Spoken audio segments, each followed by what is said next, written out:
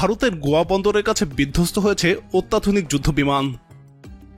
ভারতীয় নৌবাহিনীর একটি MiG-29K যুদ্ধবিমান বিধ্বস্ত হয়েছে।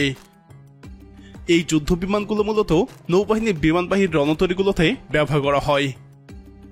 ভারতীয় নৌবাহিনীর নিজস্ব প্রযুক্তিতে তৈরি করা বিমানবাহী রণতরী INS বিক্রান্তকে কমিশন করানোর 1 মাসের মধ্যেই এই দুর্ঘটনা ঘটল।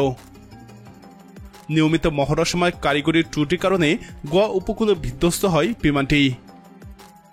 তবে ওই যুদ্ধ বিমানে থাকা পাইলট প্রাণে রক্ষা পেয়েছেন বলে এক বিবৃতিতে জানিয়েছে ভারতীয় বিমান বাহিনী। দুর্ঘটনার কারণ অনুসন্ধানে এরই মধ্যে বিভাগীয় তদন্তের নির্দেশ দেওয়া হয়েছে। এ নিয়ে 2019 সালের পর থেকে এ পর্যন্ত দুর্ঘটনার কবলে পড়ল 4টি MiG-29K যুদ্ধবিমান। মহড়া শেষে ঘাঁটিতে ফেরার সময় বিমানটি বিধ্বস্ত হয় বলে জানিয়েছে কর্তৃপক্ষ। MiG-29K বিমানটি রাশিয়ার তৈরি।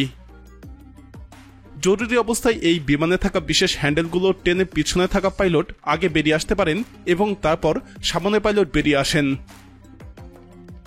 রাশিয়ার তৈরি অত্যাধুনিক MiG-29K বিমানে ব্যবহার করা হয় K-36 3.5 ইজেকশন সিট, যা দুর্ঘটনা বা বিধ্বস্ত হওয়ার আগ মুহূর্তে পাইলটকে নিরাপদে অবতরণের জন্য সহায়ক।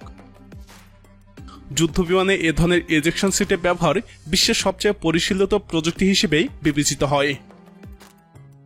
ভারতীয় নৌসেনার পক্ষ থেকে বলা হয়েছে, কেন এই দুর্ঘটনা ঘটেছে তা খতিয়ে দেখতে একটি তদন্তকারীদের বোর্ড গঠন করা হয়েছে।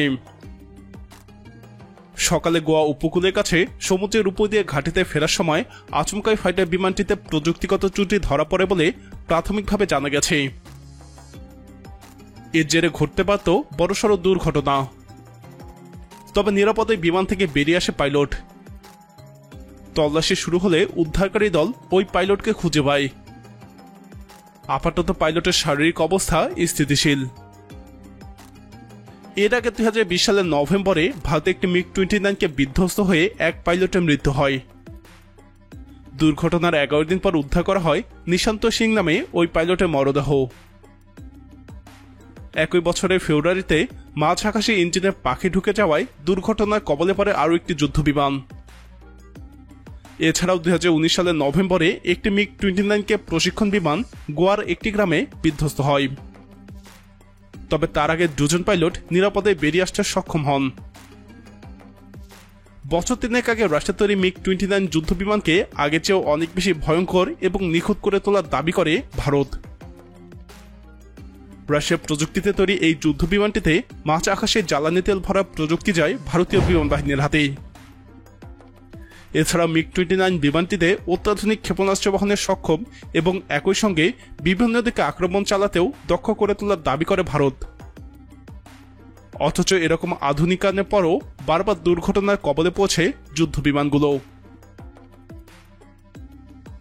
এই মুহূর্তে ভারতের হাতে আছে 31 স্কোয়াড্রন যুদ্ধবিমান। প্রতি স্কোয়াড্রনে থাকে 16 থেকে 18টি যুদ্ধবিমান। অথচ বিমান বাহিনীর হিসেবেই ভারতের আকাশ সুরক্ষিত রাখতে মোট 42 স্কোয়াড্রন যুদ্ধবিমান থাকা উচিত। অর্থাৎ নিশ্চিতভাবেই যুদ্ধবিমানে ঘাটতি আছে ভারতের। এর উপর ঘন ঘন যুদ্ধবিমান বিধ্বস্ত হওয়া ভারতের জন্য লজ্জা এবং দুশ্চিন্তার কারণ হয়ে দাঁড়িয়েছে। প্রিয় দর্শক, ভারতে বিমান এবং হেলিকপ্টার দুর্ঘটনার কারণ কি হতে পারে? আপনার মতামত কমেন্টে জানান। নিয়মিত এরকম আপডেট পেতে আমাদের চ্যানেলটি সাবস্ক্রাইব করে আমাদের সাথেই থাকুন।